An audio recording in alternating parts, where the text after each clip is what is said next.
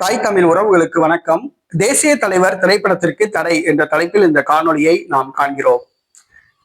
ஒரு காலத்தில் தேவேந்திரகுல வேளாளர்களும் தேவர் சமூகத்தினரும் தென் மாவட்டத்தில் அண்ணன் தம்பிகளாக வலம் வந்தார்கள். அரசியல் சூழ்ச்சியினால், பிரித்தாளும் சக்திகளால் அவர்கள் பிரித்து வைக்கப்பட்டார்கள்.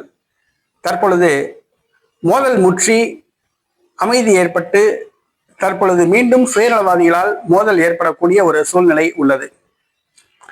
தேசிய தலைவர் என்ற ஒரு திரைப்படம் தயாரிக்கப்பட்டு வருவதாக கூறப்படுகிறது. முத்துராமலிங்க தேவர் அவருடைய வாழ்க்கையை மையமாக வைத்து இந்த திரைப்படம் தயாரிக்கப்படுவதாக கூறப்படுகிறது.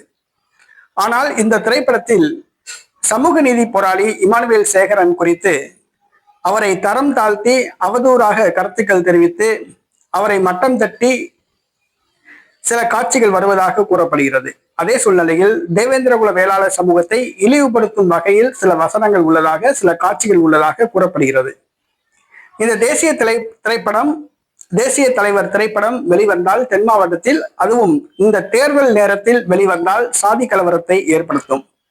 சாதி கலவரம் வர வேண்டும் என்று நினைப்பவர்களுக்கு அவர்களுடைய வாய்க்கு அவுள் போட்டது போன்று இருக்கும். ஏனென்று சொன்னால் திராவிட கட்சிகள் எல்லாம் சாதி கலவரத்தை விரும்புகின்றன. ஊர் ரெண்டு பட்டால் கூத்தாடிக்கு கொண்டாட்டம் என்று சொல்வார்கள். ஆகவே சாதி கலவரம் ஏற்பட்டால் அதிமுக திமுகவினர் மகிழ்ச்சி அடைவார்கள். அதற்கு இடம் கொடுக்க கூடாது. தேசிய தலைவர் திரைப்படம் உண்மையிலேயே தியாகி இமானுவேல் தேவேந்திரன் அவர்களை இழிவுபடுத்துவது போன்று இருந்தால், தேவேந்திரகுல வேளாளர் சமூகத்தை இழிவுபடுத்துவது போன்று காட்சிகள் இடம்பெற்றிருந்தால் அந்த படத்திற்கு தடை விதிக்க வேண்டும் என்று கேட்டுக்கொள்கிறோம். சாதி கலவரம் வராமல் தடுக்க இந்த முயற்சியை துணிந்து எடுக்க வேண்டும் என்று கேட்டுக்கொள்கின்றோம்.